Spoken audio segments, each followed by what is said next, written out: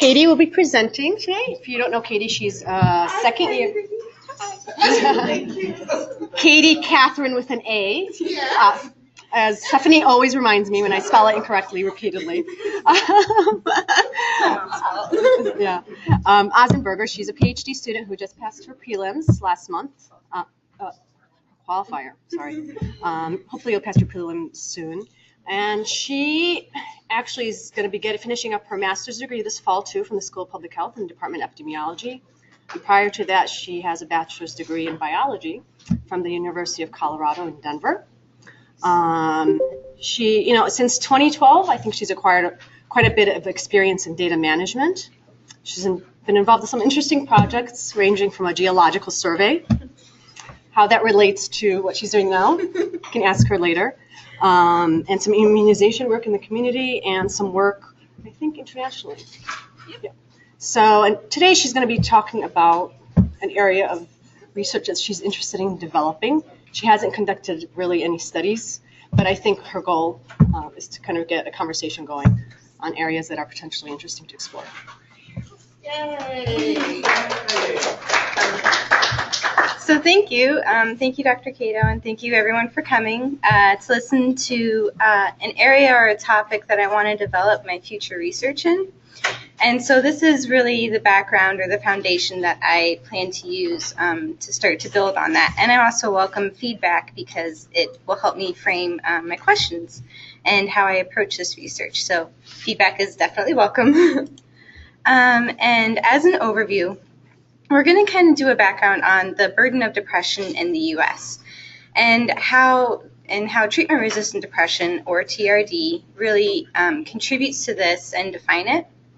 And then look at patient factors and medication characteristics associated with TRD, and then go into potential research questions, again, to help build the research and go forward. So depression, otherwise known as major depressive disorder, which I'm going to shorten MDD, has a prevalence of about 7% overall. And we can see really that this varies across both gender, age, and race. And this is from the Substance Abuse and Mental Health Services Administration, or part of the U.S. Department of Health and Human Services.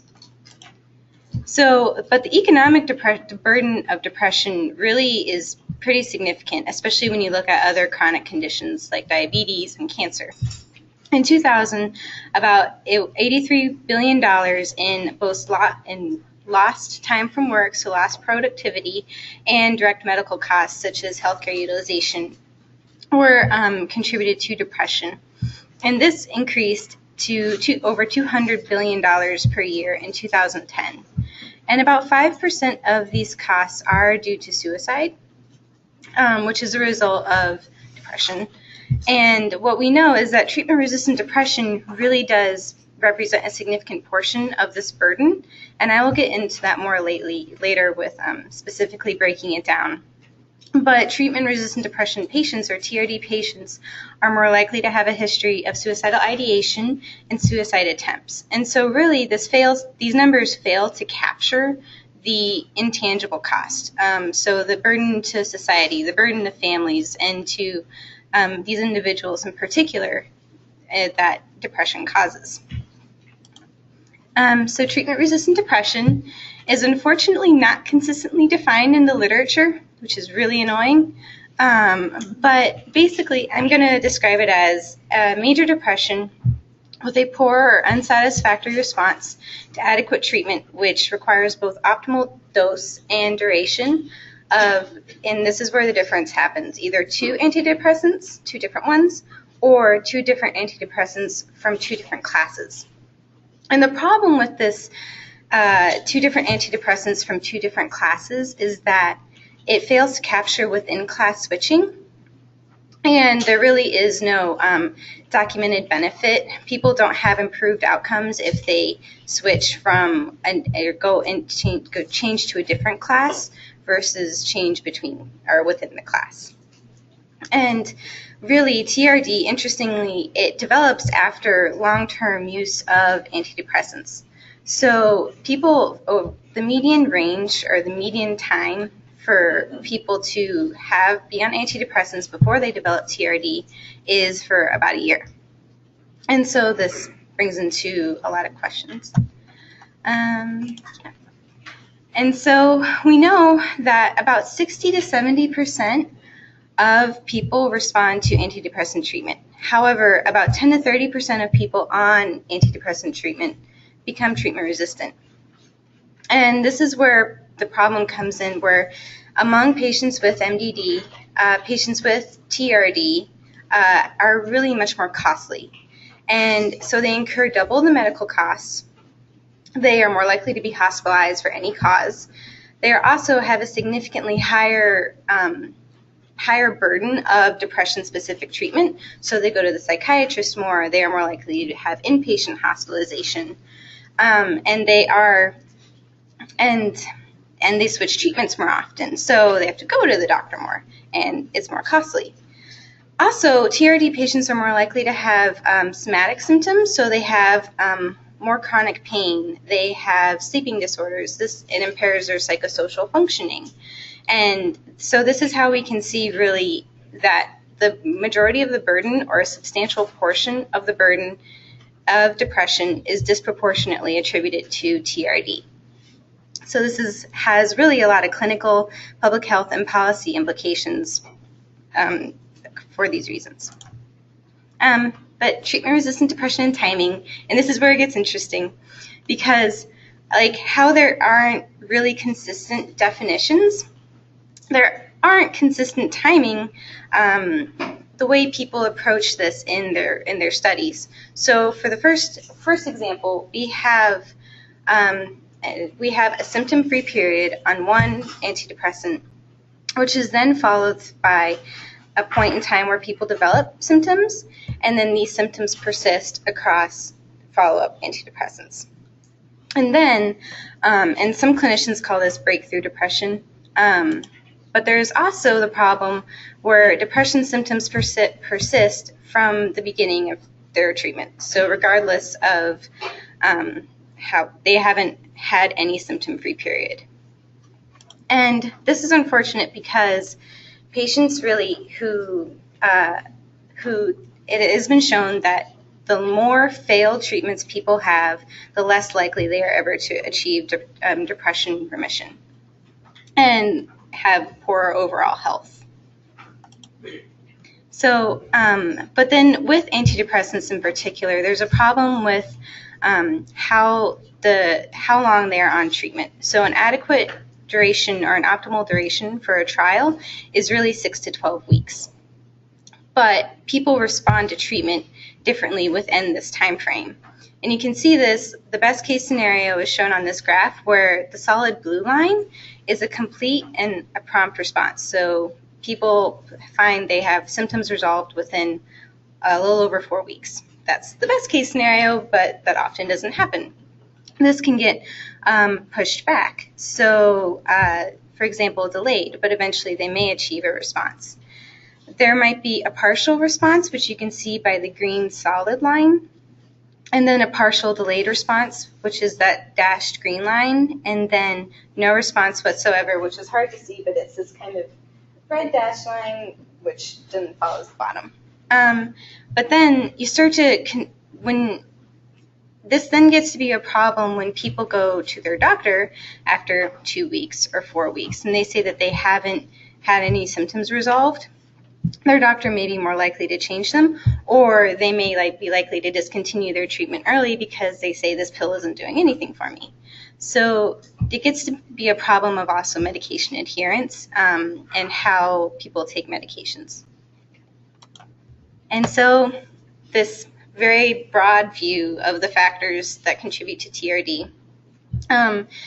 One thing to note, so one, this is a broad view, and these have all been associated with TRD, but the exact pathways in which they affect TRD is unknown. Because a lot of these, you can see how they would affect depression, which then in theory could affect TRD, or do they act directly on TRD? And so that's just something to keep in mind, and also how they interact between each other. So for example, for the clinical factors, People who have been diagnosed with depression earlier in life tend to be at a greater risk of developing TRD. And so the longer they have TRD, or the longer they have MDD, and then the longer they are on treatment, they are also more likely to develop TRD. But demographically, we know that individuals who have a higher education and a higher socioeconomic status are more likely to have depression remission, so they're less likely to have TRD, or they aren't likely to have it for as long. And then age, individuals who are very young tend to either be diagnosed with TRD or develop TRD, and then some may have remission earlier. So it kind of varies. And then race and ethnicity, what we do know is that it has been shown that, for example, white females are more likely to have better depression outcomes after treatment, so remission. But they are also, in some cases, in other studies, more likely to develop TRD. But what we know, but then this kind of gets into the adherence between races, because there are differences in adherence across race, which we'll get to later. But social support is also interesting, or perceived social support, because individuals who have a perceived high level of social support are more likely to have improved TRD outcomes or depression remission. And this could be for multiple reasons. For example, they have someone bugging them to take their medications, or they have a very engaged healthcare team. So it's very kind of multidimensional, and there's a lot of things going on here. With psychological comorbidity, patients with TRD are more likely to have other psychological conditions like anxiety or PTSD and OCD. But it isn't known, does this lead to TRD, or does TRD kind of make those like worse? And then there's addiction, which is a whole different, with addiction, for example, is it a causing factor of depression, or does it result from depression? But we do know that individuals who have alcoholism and then take antidepressants are more likely to develop TRD. And this could potentially be where we go to medications, because with drug-drug interactions, it could, one, impact how the drug is in their system, so the serum concentrations. With other medications, it could be influencing their metabolism rate, which could then influence how the antidepressant is absorbed or works in their body. And also, as we said before, treatment duration, so how long people are on antidepressants. And then adherence and discontinuation. So for people who are more likely, who have poor adherence, whether they discontinue treatment early, these have all also been associated with TRD, but it's very hard to kind of capture that. And really, okay, need some water. Sorry.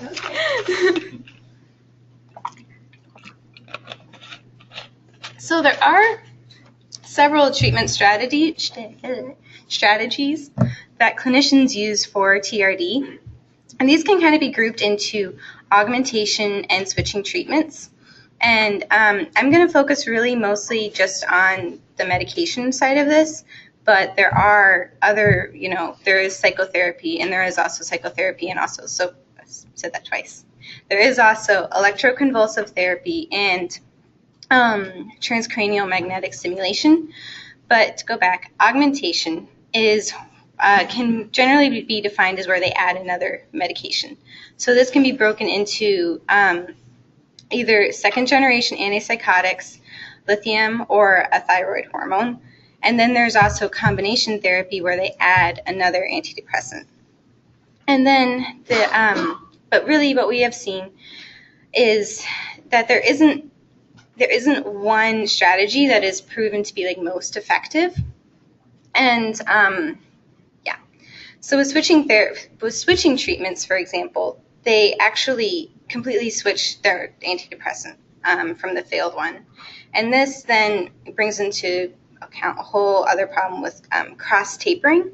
So they have to decrease their failed antidepressant at the same rate that they increase the second antidepressant, which then can, one, expose them to drug-drug interactions, and two, bring a whole host of other side effects.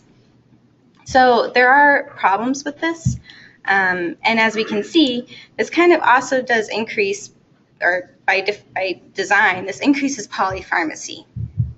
And that is also one way that TRD and non-TRD episodes differ in how people take their medications. So, for example, in TRD episodes, they will have SSRI monotherapy decrease over time. Then that is because they are augmenting or changing either from SSRIs or adding in addition to SSRIs.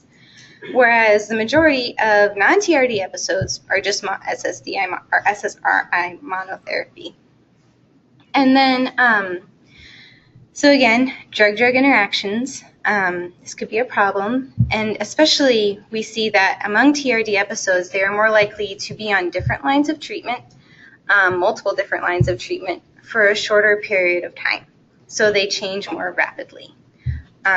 And that gets into, again, the problem of tapering down doses and actively and appropriately managing these antidepressants. Okay. So, again, to kind of recap and get back to kind of the factors that all contribute to treatment-resistant depression, we looked at how how there's really a burden of depression in the U.S. and how that is predominantly or disproportionately contributed to by TRD. And then especially the patient and then the clinic or the medication factors, and how the problem is that there's no real consistent definition of TRD to really help research and make research kind of consistent. But to think about all these factors that contribute to TRD, I am most interested in looking at investigating how side effects and DDIs, and then also adherence and patient behaviors really kind of contribute to, or maybe may account for, TRD, because I think that is an area that is really under-researched. Yep, sorry. I don't know what I did. Okay. So, potential research questions. As I think that, or what I've noticed and what I'm also guilty of, is that we tend to get distracted by psychotropic medications when we look at TRD and that polypharmacy, but we really forget about non-psychotropics. And given that polypharmacy has been increasing in not only psychotropics, but also non-psychotropics, I think this is an area that really should deserve more research, because we know that, for example, NSAIDs, in addition to SSRIs, have been associated with treatment-resistant depression, or the development of treatment-resistant depression. And this has been shown in observational studies and also in a mouse model where there is an actual drug-drug interaction between NSAIDs and antidepressant.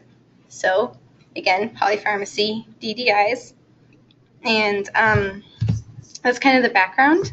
What is polypharmacy? The polypharmacy, so the use of the concomitant use of 5 or more medications at one time. Thank you. Sorry. And what we know is also that the majority of patients are treated for their MDD and their TRD by general practitioners and primary care physicians. And this gets to, instead of psychiatrists, where psychiatry is their specialty and they really know these drugs inside and out. This is a problem because clinicians and patients check labels for DDI warnings and risks. But as research has shown, there is no real consistent labeling standard across different resources. So this is a potential safety problem. Also, so that then leads me to the next question, is really how much of TRD can be attributed to pseudoresistance? And pseudoresistance is really defined as a result of poor adherence to medication. And so that gives the appearance of the person having TRD. Because we know that really antidepressant adherence is pretty poor, like only 70%, which I think is probably an overestimation, of patients fill their antidepressant prescription, but the majority of them discontinue before 3 months, and 3 months would be the adequate duration for a treatment trial. So it really, this needs to be teased out at maybe what part or how much of it is one mislabeled or contributed to. And so how does TRD vary across antidepressant classes? And then identifying the patients most at risk. Really, so given that SSRIs are the most commonly prescribed antidepressant and they're the first choice for clinicians to prescribe people, there isn't really a very big level view of how, for example, how long TRD episodes kind of persist in these different classes. So that's kind of what I want to look for, but also the fact that there is no real consistent step therapy for patients who have TRD. And granted, this is because everybody's different, their depression is different, they may have certain risk factors, like they may be too old or susceptible to cardiotoxic side effects. So just things to think about. And then how does race influence the association between antidepressant use and the development of TRD? We know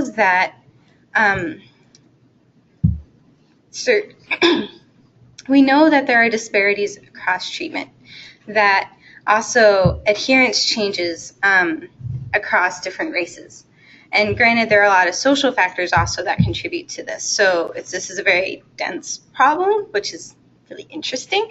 So I think that's really important to look at the factors associated with race that also contribute to this. For example, we know that whites and actually American Indians and Alaskan Natives are technically, according to one study, the most adherent to their antidepressants. But as we saw on the first slide, they also have the highest rates of depression, except for 2 or more races. So I think there is a lot more that could be looked at here. And really, the information on race and ethnicity is quite lacking in the smaller clinical trials that they have done, because they're just very underpowered. In one review, only 2 studies actually had information on race. It was just so we need to know more about how the TRD burden differs across different races and how that might be contributed to by social factors. And so in the news is this recent information on ketamine and as a treatment option for TRD.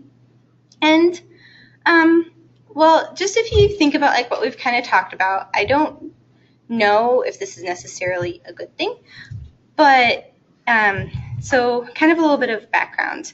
Ketamine, as many of you may know, is a hallucinogenic party drug, or is abused as such, and it is potentially addictive. So the problem with this is that getting ketamine infusion offers a very short-term relief for individuals with chronic depression, especially suicidality, but these are really inconsistent across different patients. So a patient may have a good response the first time they get a dose, but then it kind of decreases over time. And they have also shown that suicidality improves for some. And I get how drug companies and researchers are really interested in this, because there hasn't been a breakthrough in depression treatment in about 30 or more than 30 years. So this is kind of what they're looking at for the next big thing, or how to derive future treatments off of this. But that said, in a population that has potentially risk for developing addiction or who has already been addicted to alcohol or drugs, I think it could be a problem. And one to really consider if this is a good step forward. So, yeah, thank you. And questions? They're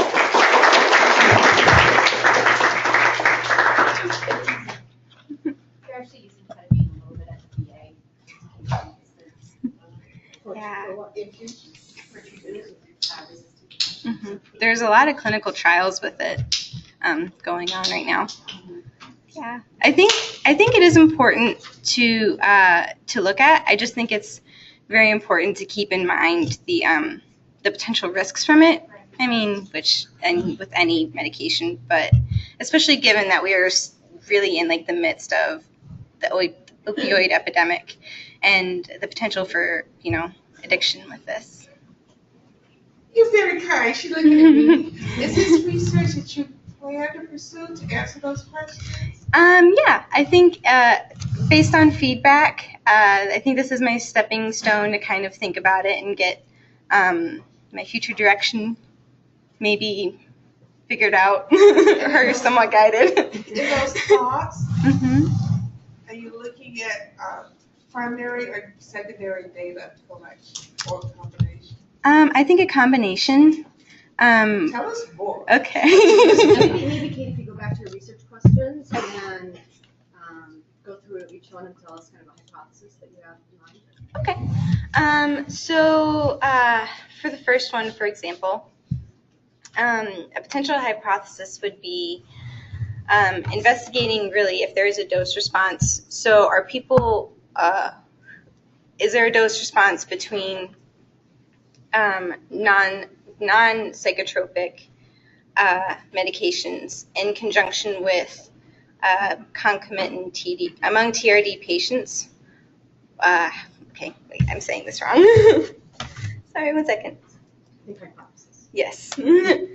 So, for example, individuals with DDIs are more likely to have an increase in TRD episodes. So there is a dose response between non-psychotropic DDIs and either the initiation of TRD episodes or longer TRD episodes is one of my thoughts.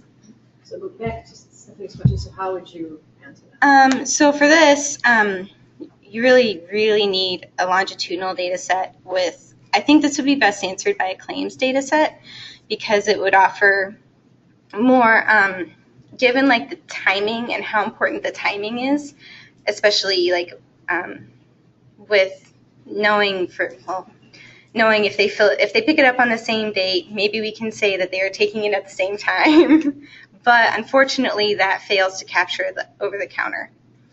So that's kind of one way I was thinking of for that. So why is over-the-counter? Or like over-the-counter because of the non-psychotropics. So like with NSAIDs, proton pump inhibitors, how these might interact with and contribute to TRD or the development of TRD. And then, so for the second one, I think my hypothesis or a hypothesis could be individuals with poor adherence are more likely to discontinue treatment early, or among individuals with poor adherence or who discontinue treatment before 3 months, they are more likely to have more TRD episodes than patients who don't discontinue treatment, or patients with poor who discontinue treatment early are more likely to have another or recurrent TRD episode earlier than patients who don't, who go more than 3 months, for example. So that's one. And for this, you would also need a claims database to get those fills at that kind of timestamp or timing. And the next one. Sorry, I have a follow-up question. Yeah. Is it possible that TRD is entirely explained by pseudo-resistance or not? No, I don't think that it's entirely explained by pseudo-resistance because the literature has shown people who do have good adherence for a long period of time do develop TRD. So, granted, That's known. yes, that has been shown. And so that gets to be like a problem with then what are the factors right before they develop their TRD that then contribute to TRD. Is it known how that varies across the classes? It's not known yet. So Katie, I just have a question. You did a great job presenting this. Oh, thanks. This is a really huge undertaking, and it's a really Big. there's a lot of knowledge to try to convince, and I think you did a fantastic job considering that your background, as far as I know, is not, one specifically in here. Right.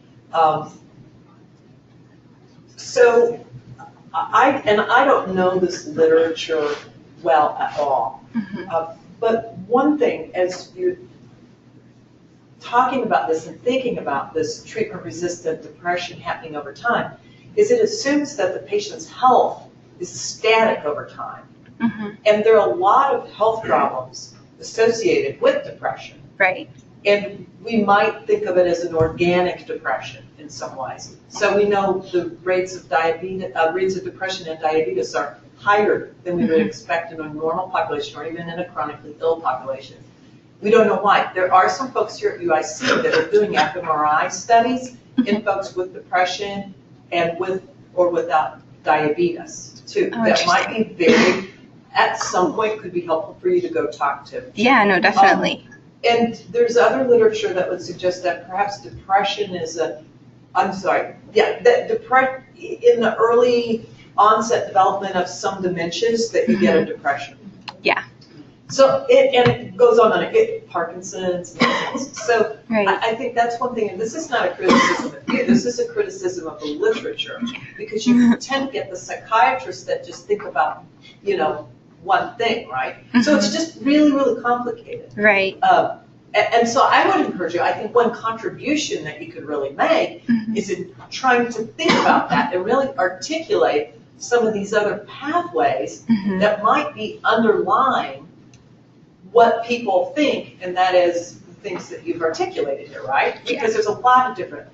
Is there a literature that looks, another thing is just diagnosis of depression. Yeah, and misdiagnosis. Particularly misdiagnosis.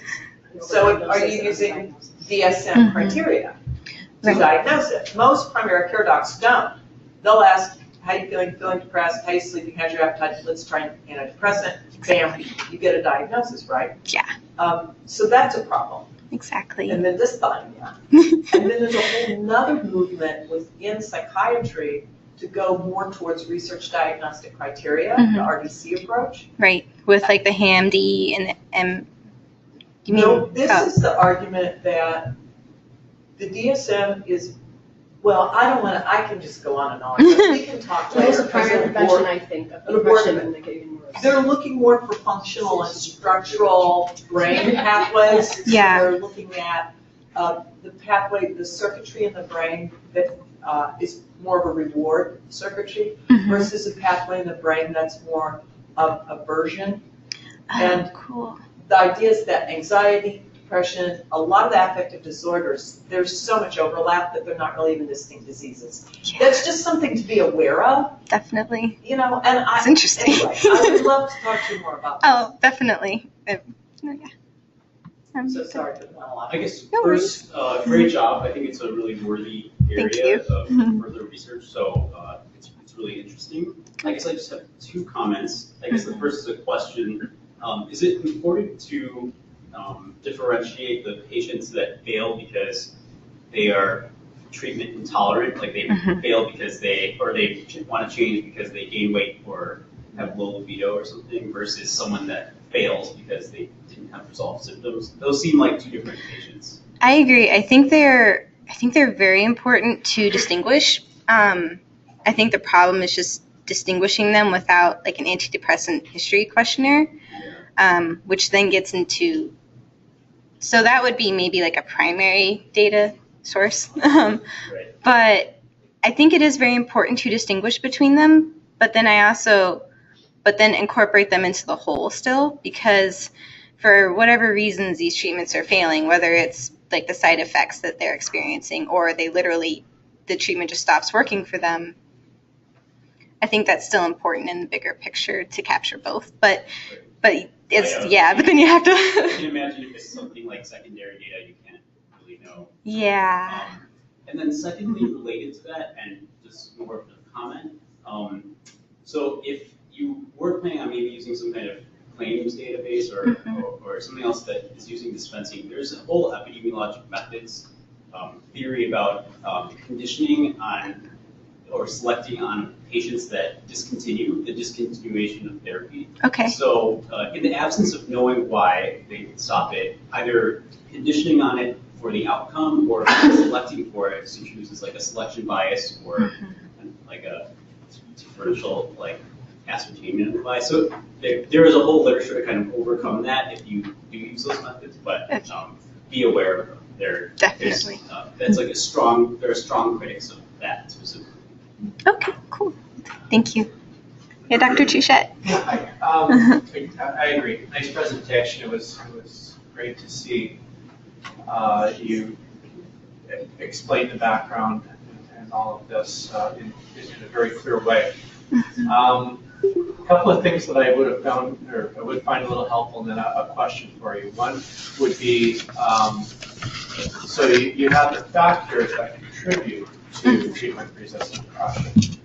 It would have been nice to see perhaps a theoretical model, or as you start to think through this, develop a theoretical model that would explain some of this, because there's all kinds of feedback loops and other things that could be going on and need to be thought through that will affect the way you rationalize some of your questions. And then the question is, so for both 1 and 2, you were suggesting using prescription claims data, and I can see clearly how you would characterize exposure to the medications, but I don't see very clearly what your outcome measure would be, how you would pull that out of the data. And it was, especially for question 2, I think it's particularly difficult because it's people who are on treatment but still experiencing symptoms. Right. But symptoms aren't in the database. So how might you? There are papers, a couple or a few papers that have looked at specifically claims data, and they have very conservative cohort building and outcome selection. And it usually really depends on, they consider a person as having resolved or resolved symptoms or no more symptoms than when they stop antidepressants. But then there was a 6-month window afterwards in which they received treatment. They did not refill another prescription, and then they did not have another diagnosis code or a diagnosis code for MDD or therapy appointment, psychotherapy appointment with MDD. So there are ones that are out there, but it is very hard because there's a lot we don't know. Like maybe these people are just not going to the doctor anymore because they've given up. So there is that potential misclassification there, which I haven't figured out yet how to deal with. What other data sources could you use that could address that? So that could actually, with the other data source, is the larger cohorts. Looking at, I really would want to look at one that's longitudinal, and then look at the treatment over time. So if they are taking multiple treatments over time, and then they have a depression score associated with it from a questionnaire, and they score as having depression without having dementia or another factor that could be a problem with the questionnaire screening tool. I think that would be one way to look at that. And that might be, and then they would also have, demographic characteristics that we could look at. So I probably came out all chopped, sorry. Yeah, Rachel? So this isn't a question so much as just a clarification for me and maybe to discuss it further. But your aim one there, or your research question one there, and then some of the background you presented, I'm struggling to see if the theory is that TRD can lead to DDI, or DDI can lead to TRD?